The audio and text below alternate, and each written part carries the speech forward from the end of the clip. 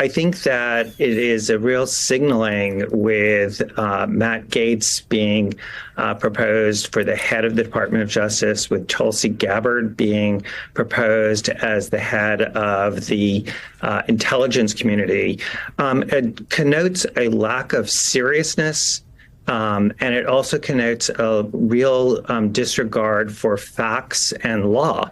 Donald Trump has appointed Matt Gaetz to be his attorney general, and as expected, this is causing massive meltdowns from the woke media. This is sending shockwaves through the woke left. They are absolutely terrified of Matt Gaetz. I have been pretty skeptical and critical of a few of the appointments that Donald Trump has made so far. This is one of the ones that I'm excited about. I'm very excited about it. There's not much that I'm skeptical about when it comes to Matt Gaetz. Maybe a few things here and there when it comes to foreign policy and stuff like that. But regardless, this is making the left shake, no doubt about it. Let me know in the comments, what do you guys think about Matt Gaetz as Attorney General? And let's get into this clip of this glorious meltdown from MSNBC, who are losing their minds because of Matt Gaetz being the Attorney General. What would be the reaction within DOJ to Matt Gaetz as AG? Well, you have to remember that the people at the Department of Justice are used to transitions and they're used to policy differences. So you can go from Bush presidency to, the Obama presidency to a Biden presidency. And there are policy differences. And obviously, if you're within the department and you cannot abide those policy differences, then you do have an option. You can leave.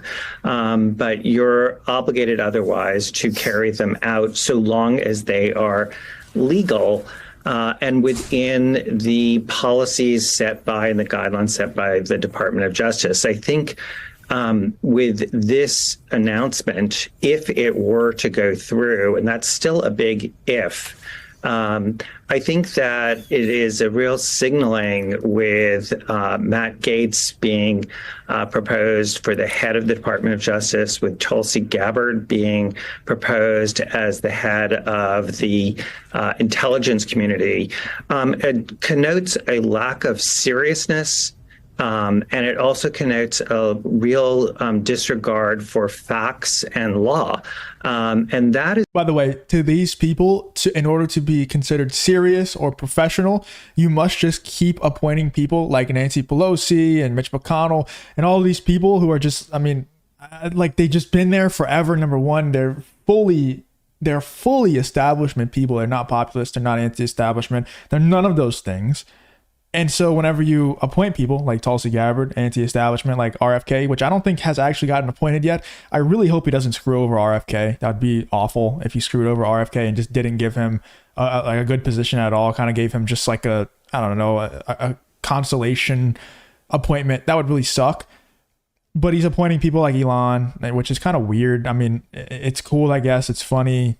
It's kind of weird, but appointing people like Vivek and Matt Gaetz and Tulsi Gabbard, who are very anti-establishment, that's considered unserious to these people. The only way that you can be considered serious and professional is if you just keep appointing the same names, recycling the same names that are completely bought out by foreign countries, by large corporations, by lobbyists. They're fully bought out, bought and paid for by those people. Is really what governs the Department of Justice, is an adherence to facts, not ignoring bad facts, to look at the case dispassionately and to follow the law.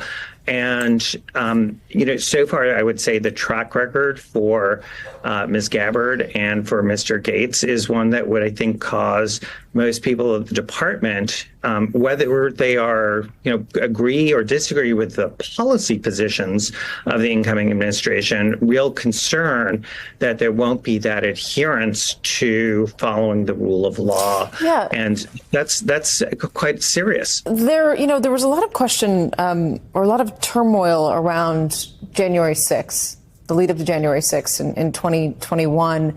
Donald Trump's refusal to accept the results of the election, the desire to get his DOJ to stop things or gum up the works, and his desire to put people in who would do it regardless of the law. And within the department, Andrew, there was an uproar, and a lot of very serious people said, we're going to walk if you do this. You're going to have another, what is the term?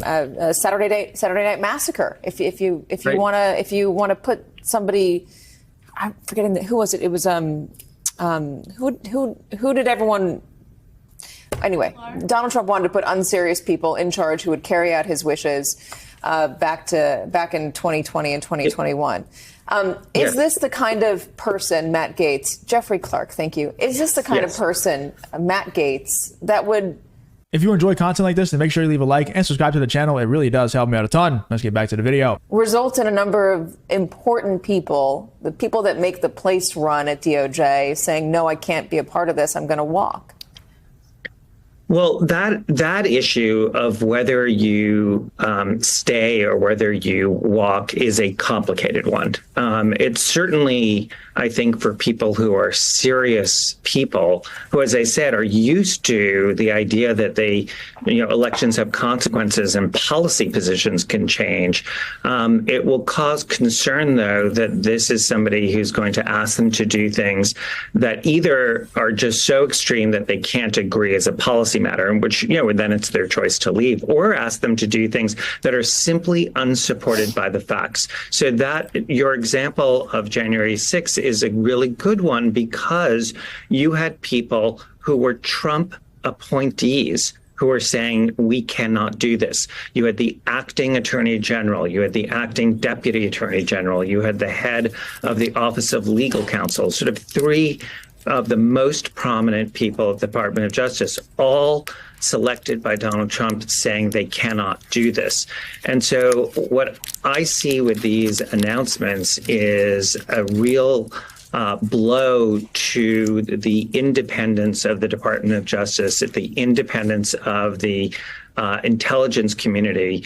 And that is, to put a fine point on it, if this were to come about, that is a blow to any check that they could pose to the president. And an undermining of the rule of law in this country that is so fundamental that it really takes us one step closer to countries that we heretofore have viewed as enemies of a democracy. Once again, to these people, electing someone like Donald Trump, he wants to carry out certain things. To these people, Donald Trump appointing people like Matt Gaetz, like Vivek, like Tulsi, like people who are actually on his side during the campaigning for president, appointing people who are actually going to carry out the vision, not only of Donald Trump, but literally what all the people in America voted for to elect Donald Trump. He won the popular vote. He won the Electoral College. He won everything. People want Donald Trump and they liked his vision. Donald Trump appointing people who are going to carry out that actual vision versus appointing people like he did in 2016 that are going to block certain things that he's trying to do and not actually be able to get anything done because they weren't actually on Donald Trump's side. They just wanted a position of power, so they faked it. Appointing people who are actually going to say yes to the things that the American people elected in Donald Trump, that's unserious to them. Not only is it unserious to CNN, MSNBC, and these woke idiots, it's dangerous to them. It doesn't make any sense to me. Let me know in the comments what you guys think about CNN, MSNBC, all these woke media outlets. I see the Young Turks is live right now talking about Matt Gaetz being appointed. I'm sure they're melting down as well. Maybe we'll do a video on that over on Justin Reloaded. Let me know in the comments, though, what do you guys think about the Matt Gaetz appointment? And what do you think about the woke media meltdown over the Matt Gaetz appointment by Donald Trump? Let me know in the comments what you think about this whole Matt Gaetz versus woke media situation.